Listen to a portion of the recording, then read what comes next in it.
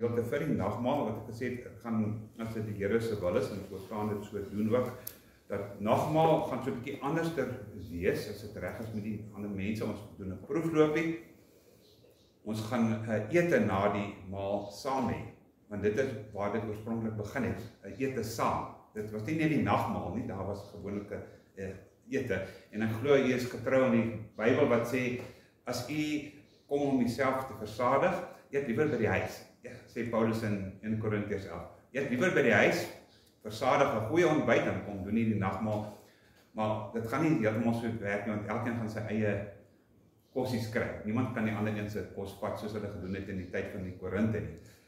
Dit gesê, kom ons kyk na waar die nagmaal begin, dat ons sal kyk volgende nagmaal weer verder, die instelling van die Paasfees, want dit begin alles, toe die Paasfees, het God 'n opdrag gegee aan Moses.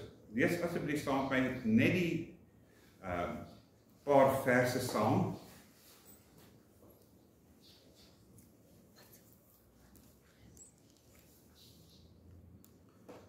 En die Here het Wat is die teks? Exodus 12 vers 1 tot 11.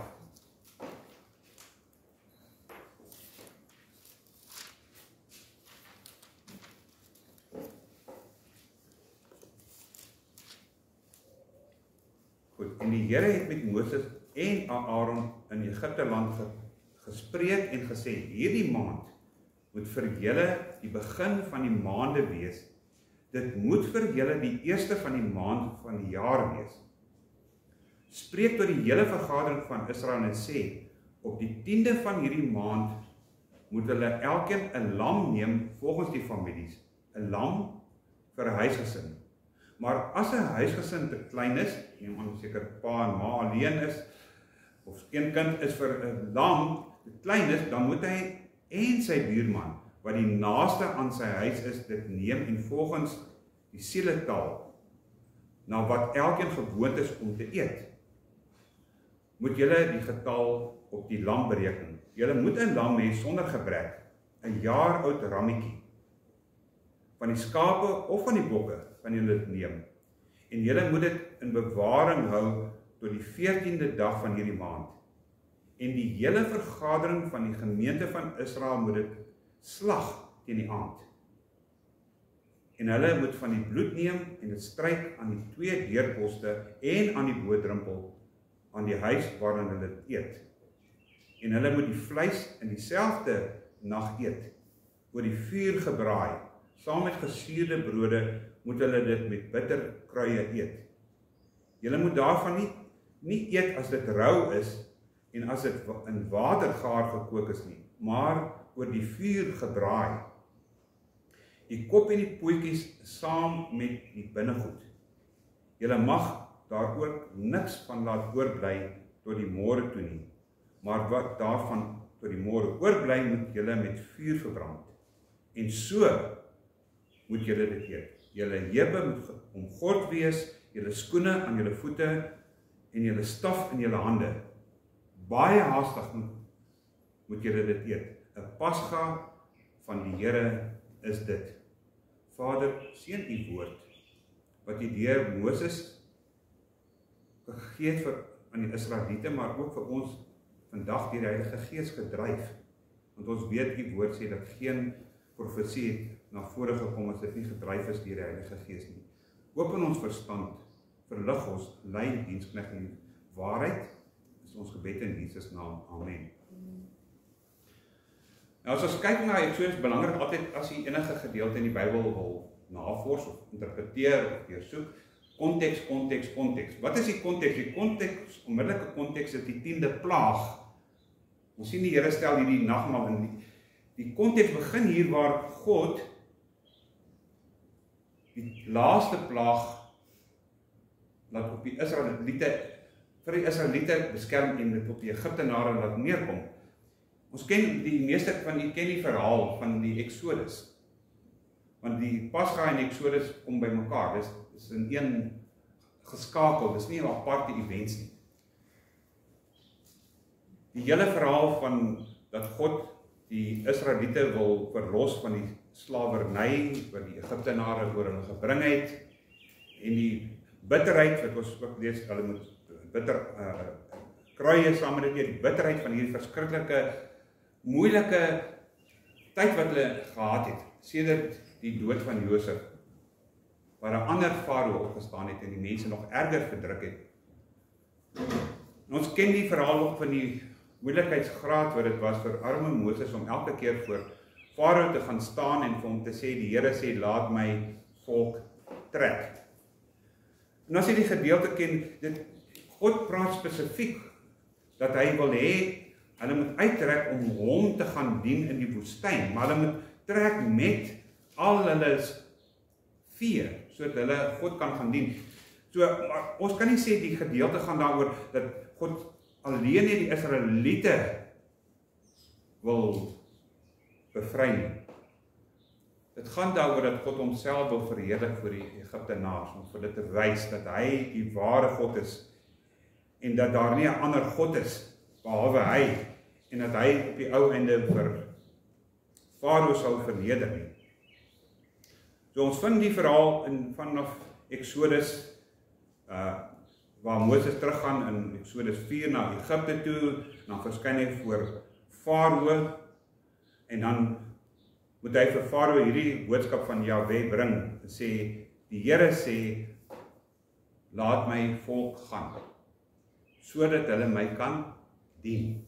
So daar, laat my volk gaan, maar hulle moet my dien. Dis my opdrag. Die belofte is die bevryding, maar dit begin by 'n aanbidding van God deur offerhandes. En dit gaan ook oor baie offerhandes wat gebring word. Kyk byvoorbeeld na Exodus 7.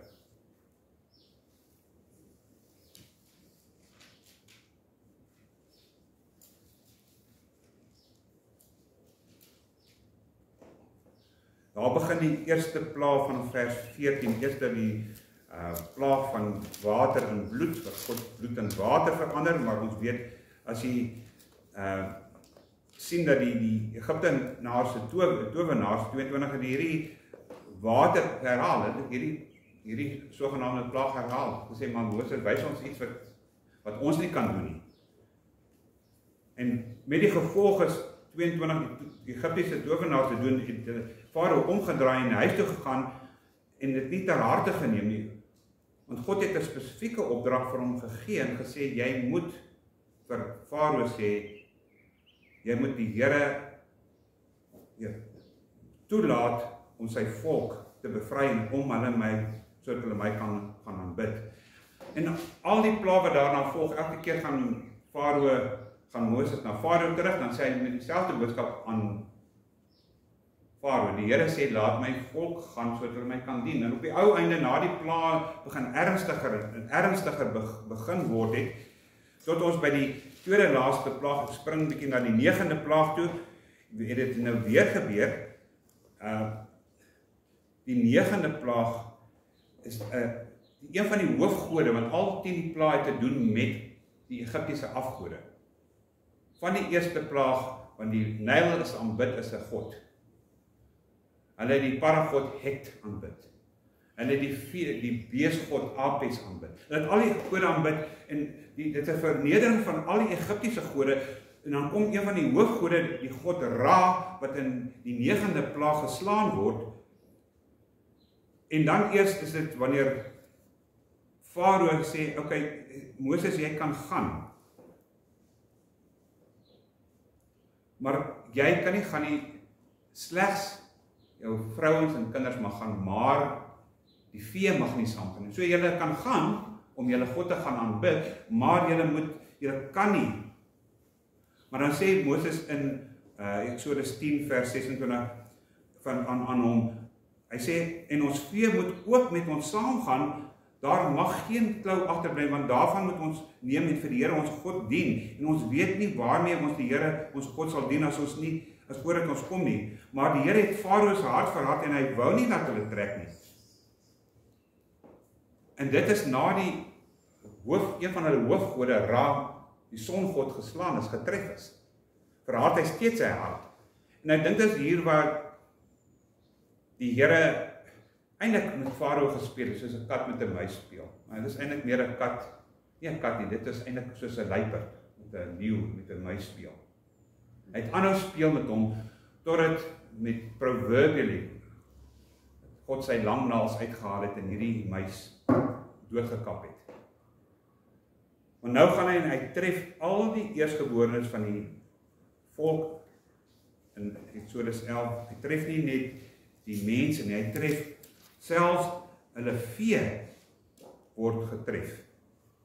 So die eerstgeborenes van die vee. Al die eerstgeborenes van die vee wat ons dit moet begryp in die gedeelte wat hy sê moes getref word. Ek kan my voorstel want nou word een van die eintlik die god van Egipte was is Farao. Farao was 'n god.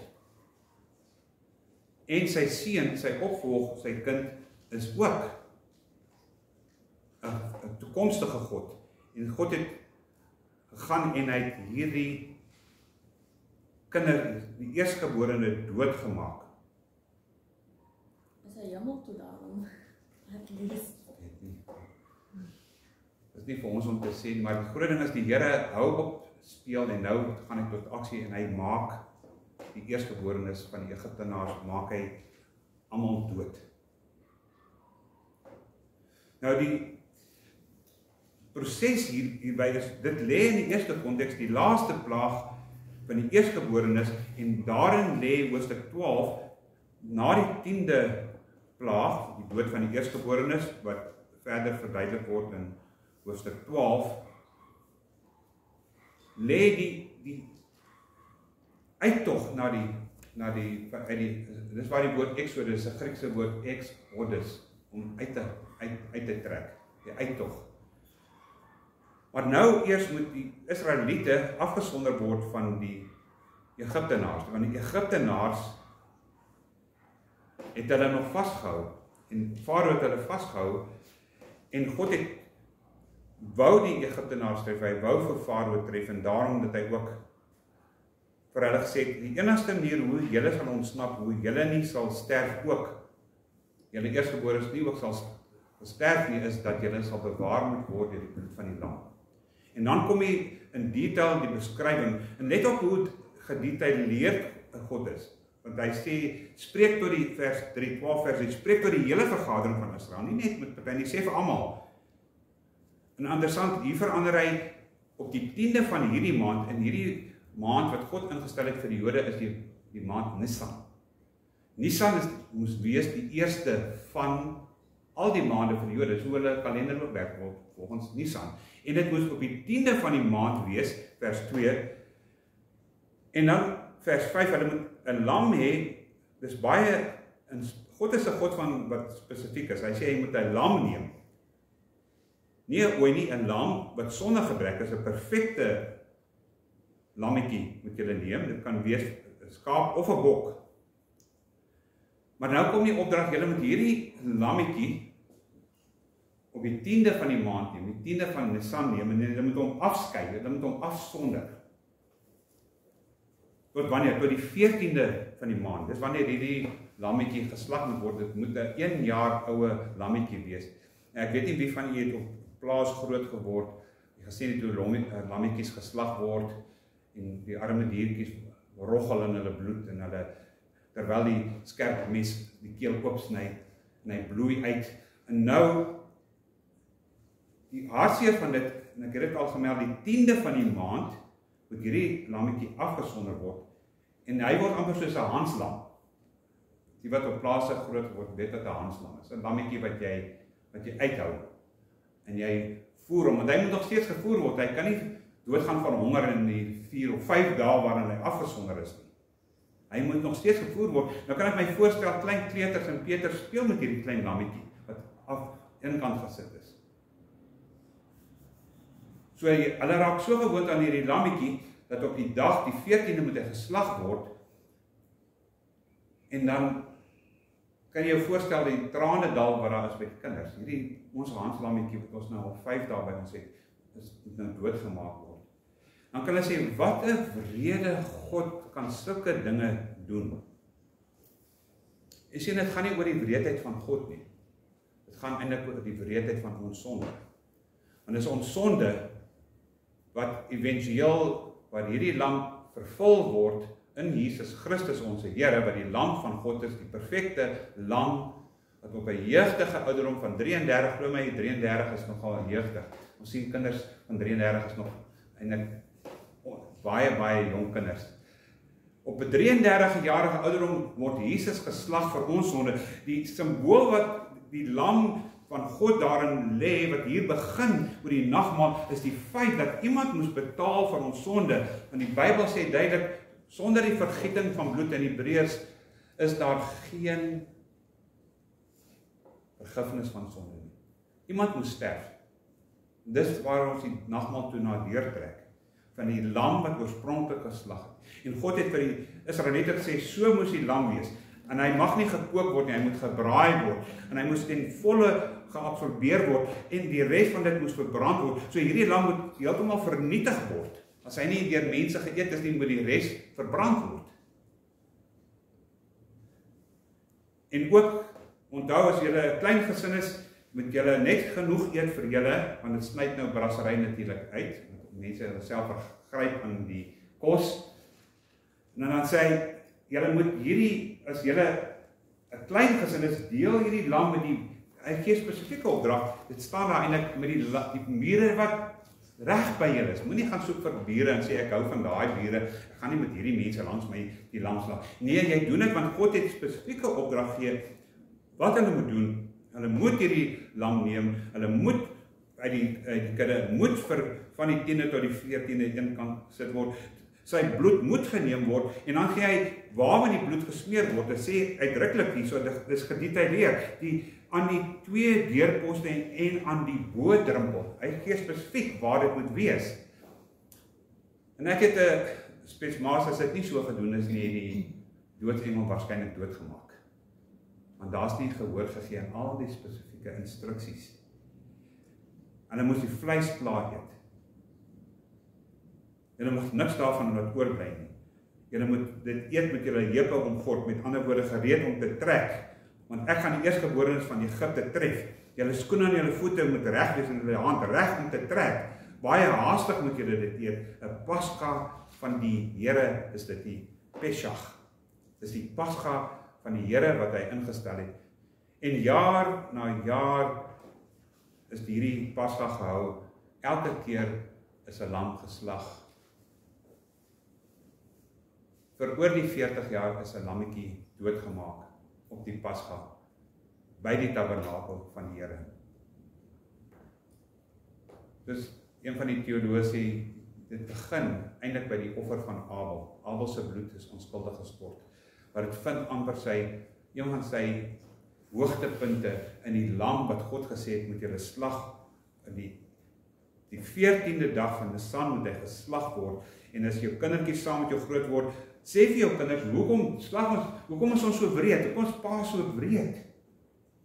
Om 'n klein lammetjie te slag van 'n jaar oud, Hans lammetjie te slag.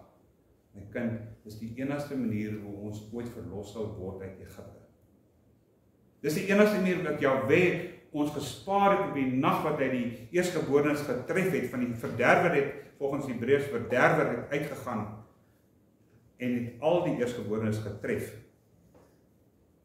Nou was groot rou beklag waarskynlik, maar hulle was gereed om te trek, en daarom het hulle getrek. Ons sal in volgende kere kyk na meer in detail na Exodus 12, en het gaan al om hierdie, byvoorbeeld in 11 vers 12 vers 43, die insetting van die Pasga is iets wat vir altyd en altyd gehou moet word.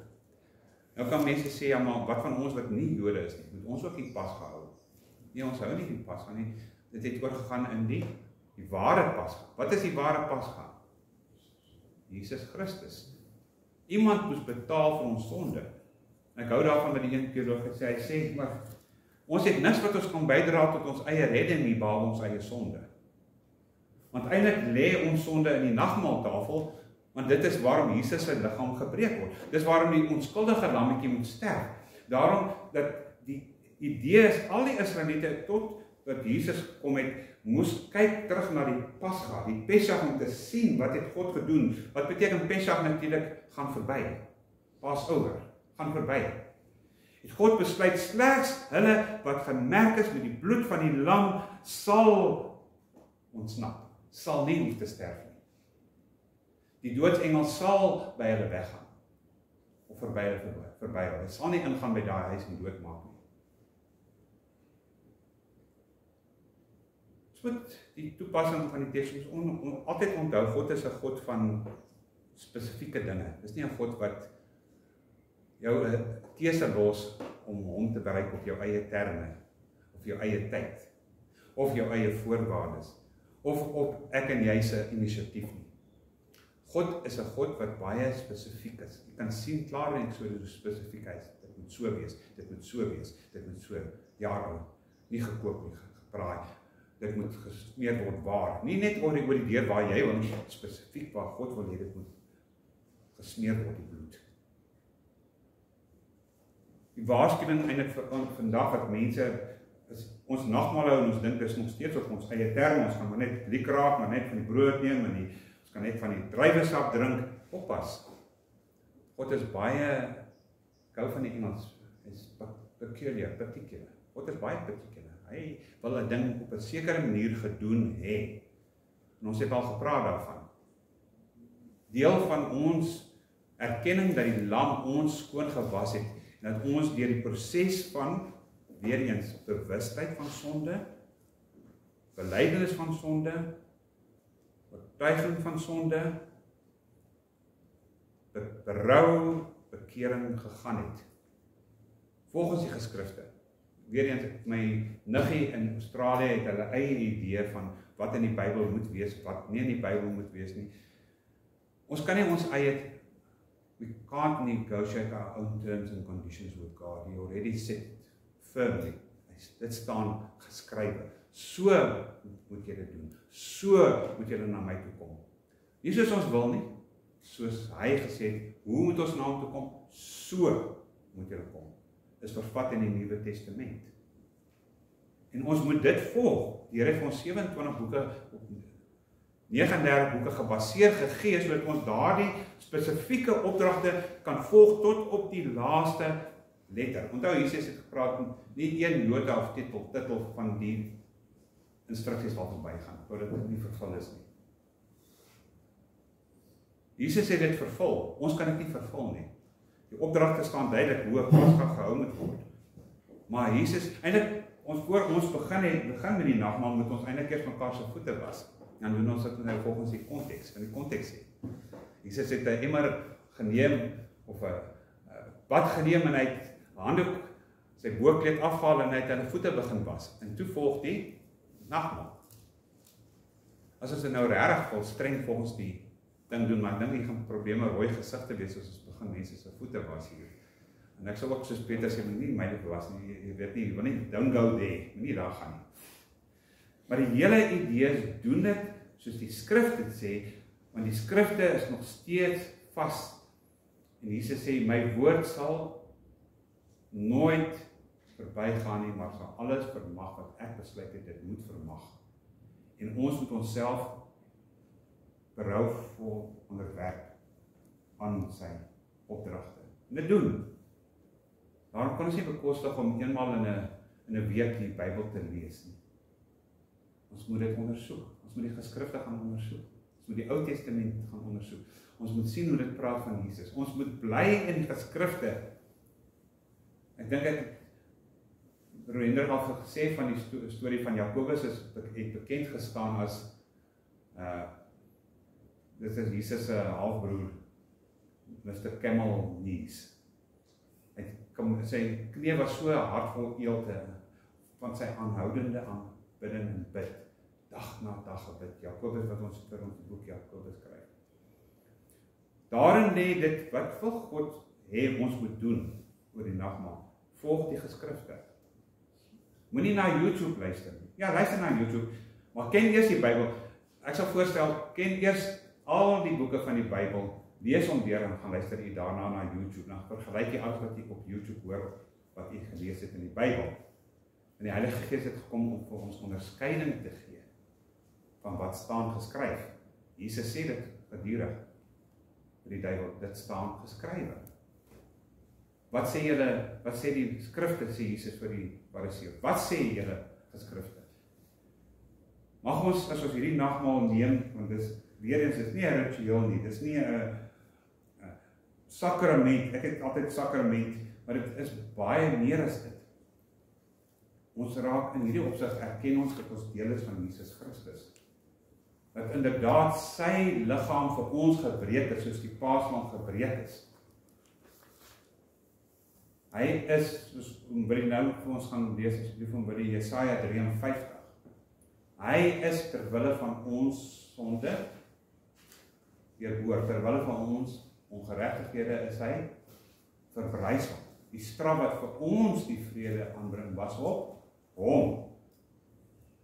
Jy ken die Hebreërs wat sê vreeslik is om te val in die hande van 'n lewende God. Het jy daardie gedeelte al gelees? Ek dink die Here Jesus sou nogal in sy mens wees, want ons Psalm 13 lees. Hy sou nogal in sy mens wees, weet hoe vreeslik dit was om te val in die hande van 'n toornige God. Die dag toe hy in die kruis gesterf het, sou hy geweet het, dit is God se volle wraak wat ek nou absorbeer. Vir julle, nou waaroor die nagmaal gaan, die Grieks poeper, vir julle, dis my liggaam gebreek, oor julle, maar vir julle, en interessant ook dat oor kan gebruik word vir julle verdediging. Dit is vir julle verdediging, want glo my die verderwer wil een en elkeen wat vanoggend hier sit, wil die baie graag hê.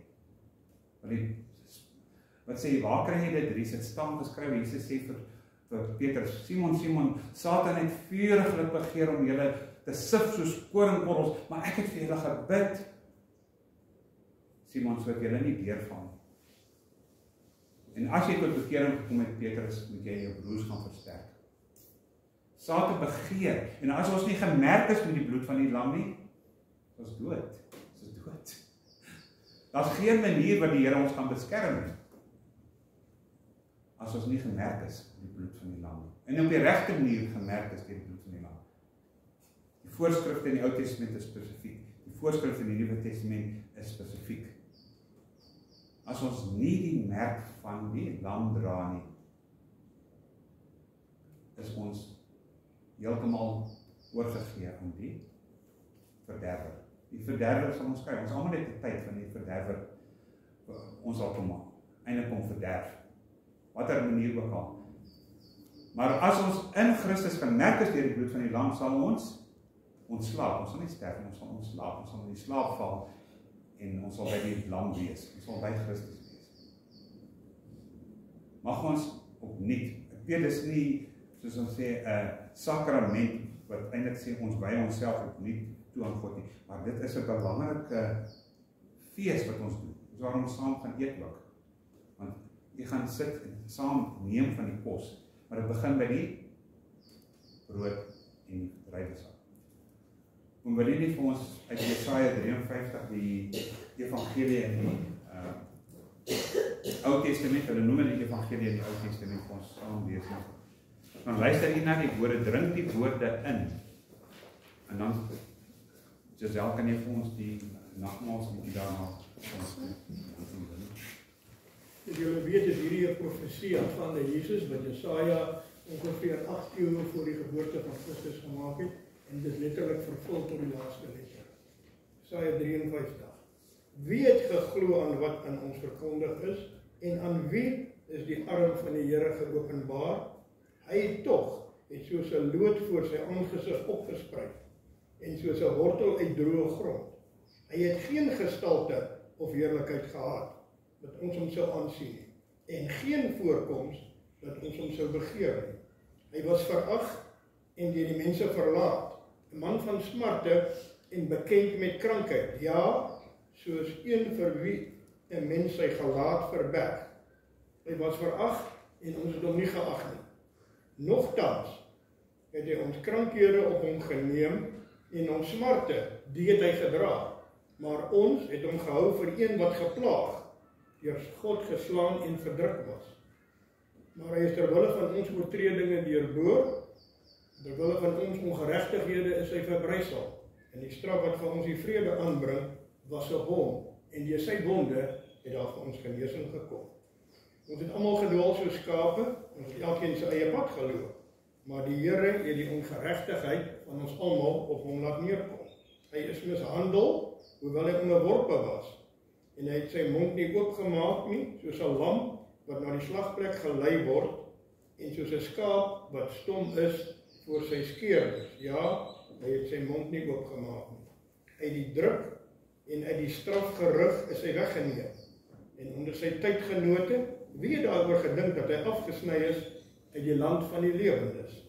Terwille van ons oortreding van my volk was die plaag op hom, en hulle het hom sy graf by die goddelose gegee, en by 'n ryke was hy in sy dood, omdat hy geen onreg gedoen het, en geen bedrog in sy mond gewees het nie, maar dit die Here behaag om hom te verbrysel. Hy het hom krank gemaak, as sy siel 'n skuldoffer aangebied het, sal hy 'n nakroos sien. Hy sal die dae verleng, en die welbehaag van die Here sal deur sy hand voorspoedig wees. Weens die moeitevolle lyde van sy siel, sal hy dit sien en versadig word. Deur sy kennis sal my knegt, die regverdige, baie regverdig maak, en hy sal hulle skuld dra. Daarom sal ek hom 'n deel gee onder die grootes, en met magtiges sal hy byt verdeel, omdat hy sy siel uitgestort het in die dood, en saam met die oortreders getel was, terwyl hy tog die sonde van baie gedra en vir die oortreders gebid het tot sover. Okay, met die weer woord, terwille van my volk was die plaag op hom. 10 plaag, die laaste plaag, eerstgebore, wat is die laaste plaag? Eerstgebore is moet getref word. Maar terwille van daardie plaag, ons was die oorsaak van die plaag wat op Jesus moes neerkom.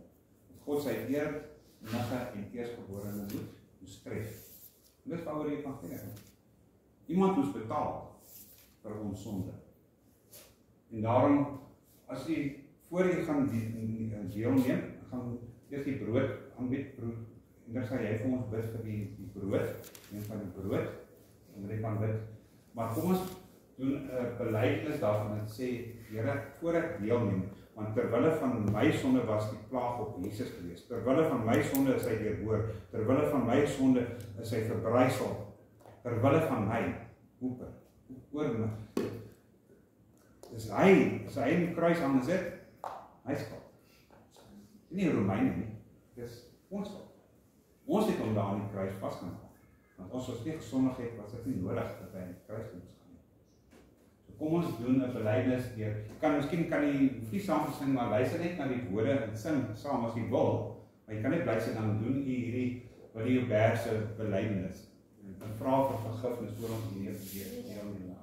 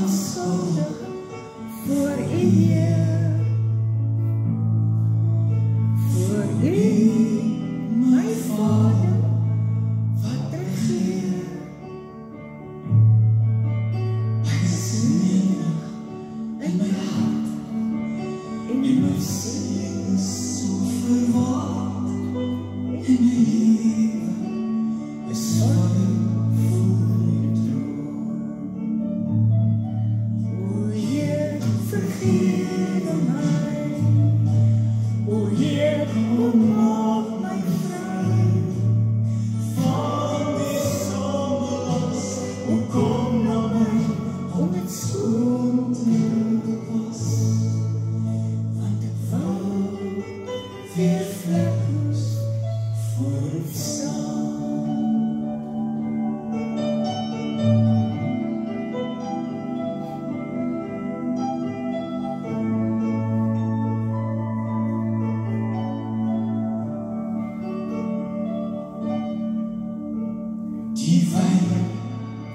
die brood wat ek nou neem,